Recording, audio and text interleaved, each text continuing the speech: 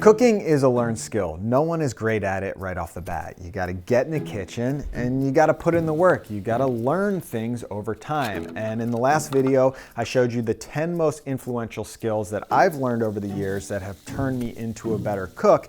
And in that video, I asked you guys what were the most influential skills for you. And it was pretty cool to see the responses because I think cooking is a very similar journey for most people. We're all learning the same skills because everything you wrote in, those were skills that I've learned over the years as well. So for today's video, I'm picking one dish to break down your 10 most influential skills that you've learned over the years that have turned you into a much better cook. So skill number one coming in from Sunflower Baby. She mentions quality pans here, which we'll be getting into later. But if you really want to develop your cooking skills, and if you're ever feeling stuck in the kitchen, the best way to learn new things is just to study different cuisines. Pick a region from around the world and just go in on it, which was something when I was getting into cooking, I didn't quite understand. I was staying on the surface level of cuisines, maybe picking one recipe and making that and then just moving on. But the best way to enhance your skills, to learn new techniques, to understand new flavor profiles and different combinations of ingredients is to really go deep and study different cuisines. So how do you learn a new cuisine? Well, for me, what I like to do is one, taste the food. If you can find a restaurant around you that's serving up the traditional style food, that's a great way to understand the flavors before you cook it. Number two is find cookbooks on that cuisine. Experts that are writing about it, showing you recipes. I found a great Oaxacan cookbook that I've been loving, that I've been learning a lot from. And then of course, YouTube videos, probably my biggest source of culinary information. And my favorite Mexican food personality is Rick Bayless. I've learned so much from that guy. So today's dish, I decided to make lamb barbacoa. And barbacoa is actually a cooking technique where you're taking usually a whole animal and you're burying it underground to slow cook it. So today I'm gonna show you how to do that on a much smaller scale in your house, plus make perfect corn tortillas and really tie together with some of those traditional Mexican flavors. Coming in from Gal565, the importance of fresh ingredients, which has really become the story of how I cook over the last few years. And it's amazing how little I cared about quality ingredients when I started cooking, because the beautiful thing about being a home cook is that you're in control of your own ingredients, and quality ingredients are not only gonna make your food taste better, but also you're gonna feel better when you're putting fresh ingredients into your body. So what I do is I go to my local farmers markets, whatever local market you have, that's gonna be a great source of fresh ingredients. And recently I've been ordering meat from a local farm around me, and I'll just get a bunch of different cuts at one time. And then I'll go into the freezer and pull out whatever I'm inspired by, whatever I wanna cook. So for this meal, I've got some lamb shoulder. And generally any shoulder cut on the animal is gonna be a tougher cut of meat because it's doing a lot of activity. So you're gonna wanna slow cook it to get it nice and tender, which is the perfect cut of meat for a barbacoa. But first we're gonna spice up this lamb. So I'm getting out some spices, sticking with the Mexican flavor profiles, but also some spices that work great with lamb. So I've got some cumin seeds, some coriander seeds, some mustard seeds, a bay leaf, some dried oregano, but you can use fresh if you have it, and then a few cloves of garlic. And I'm just gonna grind that up into a nice spice mix for the lamb. And this lamb shoulder is bone out, so you can see it's butterflied open, which gives me a lot of surface area to season up this lamb. But if you have the bone in, you're gonna get a little more flavor that way, but you can just season the outside of it. And then once the spice mix is rubbed in, I'm gonna wrap the lamb shoulder in some tin foil to mimic that barbacoa cooking style where we're containing all of that flavor, all of those juices. And then I'll put that on a roasting tray and throw that in the oven at 300 degrees for a few hours. Which brings me to your next skill, which is properly learning how to use your oven. And the best way to think about your oven is that it's very similar to your stovetop or your burner, where you can control the temperature, but instead of direct heat going into your pan and heating up something, you're using convection heat, which surrounds your food with heat, giving it a much more even cooking compared to a direct heat source that's just gonna be cooking on one side. I'm gonna slow cook it for a few hours at a lower temperature, around 300 degrees Fahrenheit, Fahrenheit, and that lower temperature will ensure that this meat will get nice and tender without drying out. And then I'll check back in on it after a few hours to see if it's nice and tender, and if it's good to go, that's when I'm gonna increase the temperature and create a convection environment where I can start browning the exterior of the meat and getting a nice crust on this meat. The next skill coming in from Nick was having a breakthrough with dough feel, which is something that I've gotten very familiar with over the years because I bake so much bread, but I really appreciate how Nick mentioned things outside of bread, like pie crust, because understanding dough and the feel of it outside of just relying on a recipe is important for any dough. And today I'm making corn tortillas, and it's very valuable to understand dough feel when it comes to making good corn tortillas. So the grain you want to use for corn tortillas is called masa, and you can follow the instructions on the package of your masa and it will give you a rough estimate for a good dough. But what I like to do is feel it out a bit. So I'm going to start off with 2 cups of masa and add in a nice pinch of salt to bring out the flavor in these corn tortillas. And I just start to pour in the water into the dough and slowly mix it around until it comes together. And at first it's going to be a bit crumbly, but I keep adding water until the entire dough comes together, and you're looking for a nice soft Play-Doh type texture. Something that can easily be pushed apart in your hands. It has some nice moisture content to it, but it's not sticky. Now here's where understanding dough really comes into play, because a lot of people would feel this dough and they would say, okay,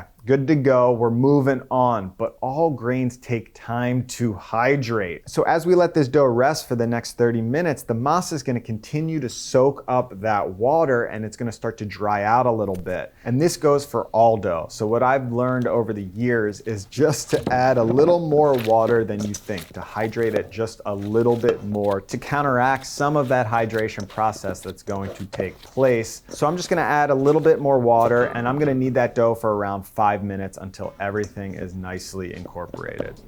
So 30 minutes later, dough fully hydrated, still moist. That's the key. A moist Play-Doh ready to be formed.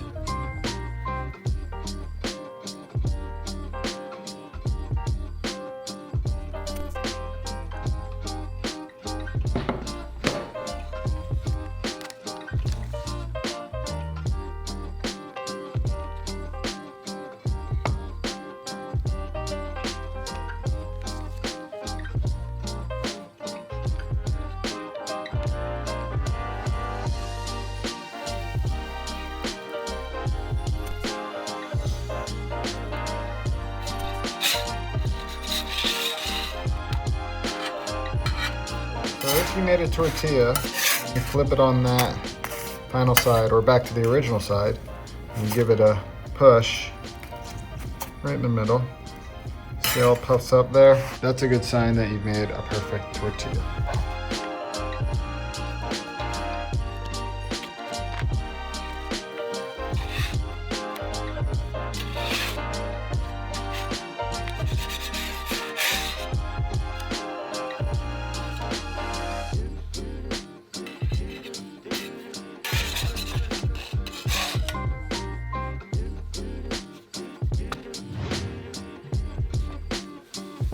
I want to take a minute to tell you about today's sponsor, Misen, a company that's providing you with all the essential kitchen gear that you need to really get started in the kitchen, but they're doing it in a very accessible way because they're going direct to consumer. And by doing that, you're getting such a high quality product for a very affordable price compared to other companies. Now, in the last video, I talked about their all-purpose chef knife, which I'm a huge fan of, but today I want to talk about Misen's stainless skillets. Now, every pro-home cook should at least have one stainless steel pot or pan in their arsenal. They're just so versatile. They're gonna last you forever. And I really love the Misen line. I like the look of them. I like the feel of them. They're nice and thick. You know it's gonna last you forever, and that thickness is gonna be great for retaining heat and getting a nice, even cooking surface. So if you're interested in the Misen stainless line or any of the other Misen products, check out the link below, misen.com/prohomecooks for 20% off your first order. Now back to the video.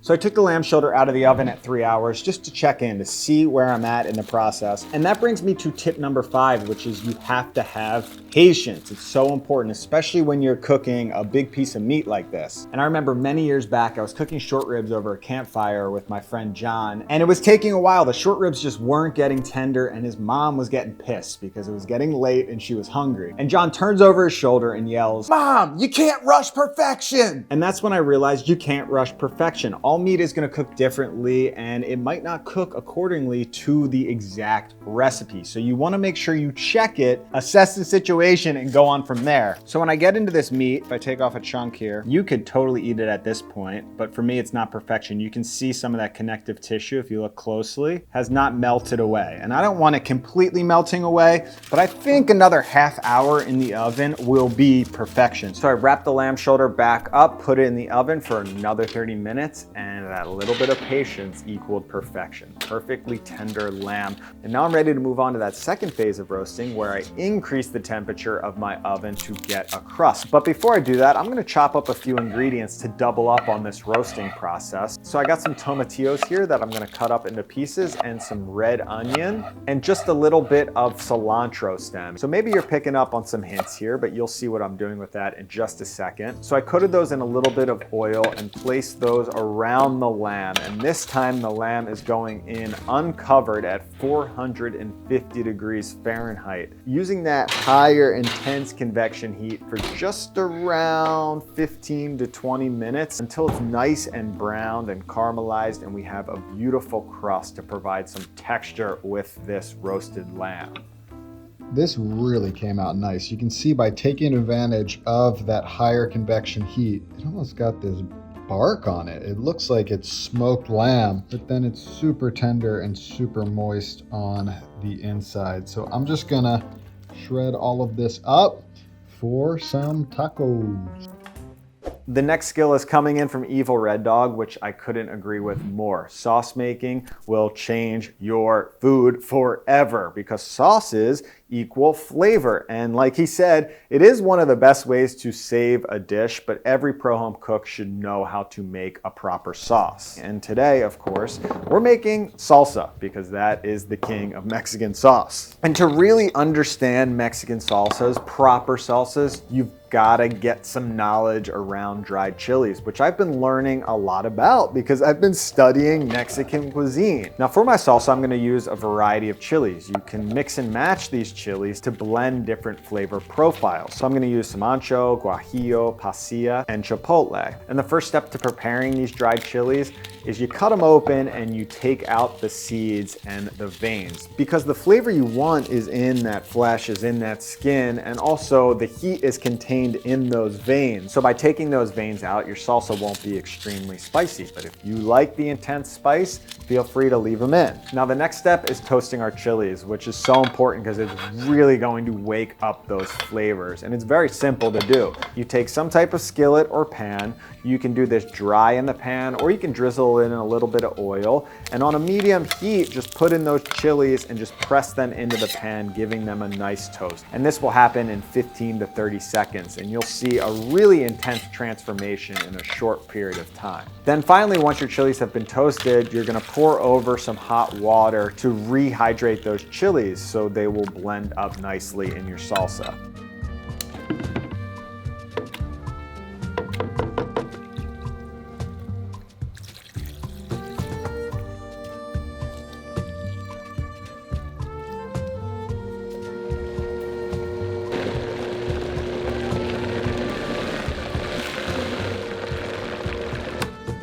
That brings me to number 7. The most essential tip is a pro-home cook. You see that? Good work there. Tasting as you go, especially when it comes to sauces, because sauce making is all about balance, and it's all about letting your palate do the thinking. You got to taste to see what you need. Wow.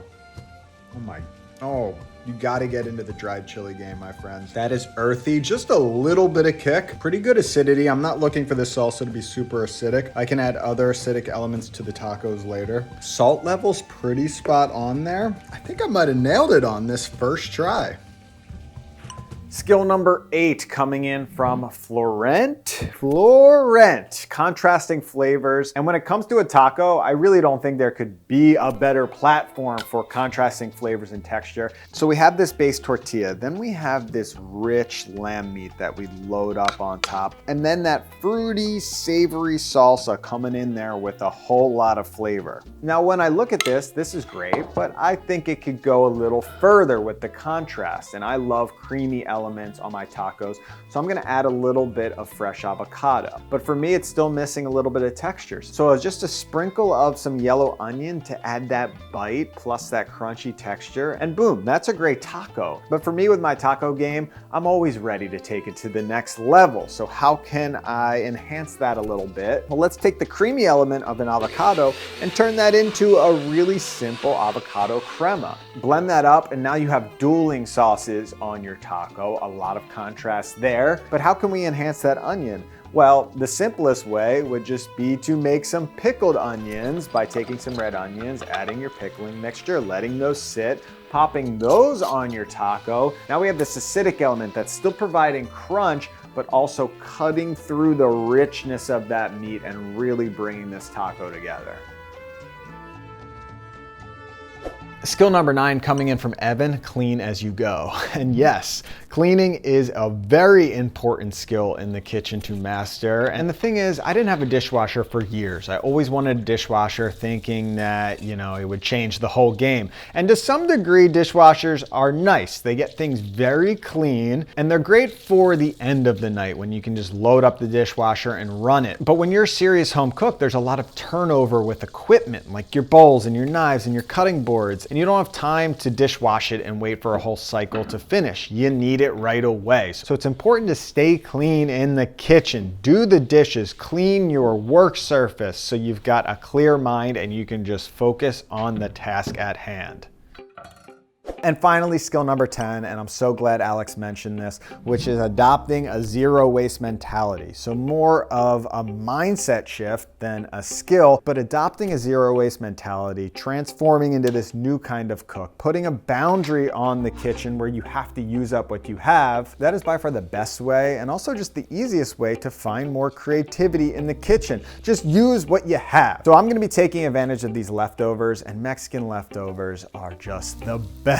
Because you can do so many things with the corn tortilla and then having salsas on hand, many options. So the obvious option would be something like a quesadilla. Get your corn tortillas into a hot pan, add that leftover lamb, hit it with some cheese, another corn tortilla on top, fry it up until it's crispy, and then dip it in that salsa. Great use of leftovers. But what I like to do is go a little deeper into this zero waste mentality and start looking around my pantry and my fridge to see what has been neglected, what is probably gonna get thrown away if I don't use it. So I found some pinto beans in my pantry, I found some sun-dried tomatoes in my fridge, and also some leftover tomato sauce, so I decided to make a tortilla soup. So I chopped up some aromatics, I have some poblano peppers, some carrot, and some red onion, and I added some of that oil loaded up with garlic from the sun-dried tomatoes and fried that up for about 15 minutes until it was nice and soft.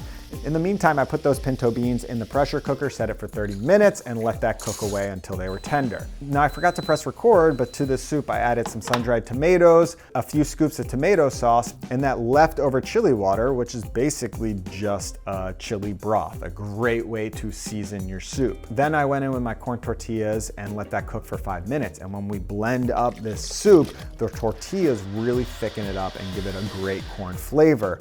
And then I put it back into the pot, added my pinto beans, added some of that leftover lamb, cooked it for a few more minutes, and then to plate it up, I fried up some tortilla strips, sprinkled those on top, and hit it with some fresh cilantro. And that's what I'm talking about. That is zero waste mentality, really using up what you have before you make that little trip because you think you need a certain ingredient. Believe me, you don't need a certain ingredient. You can get creative with what you have. And that's the video, 10 more skills from all of you. If you have more skills, please write in with more of the skills you've learned over the years below. If you want more skill-based videos in the cooking game, right here, check out the link below too if you want a discount on your Misen products. And I will see you in the next video.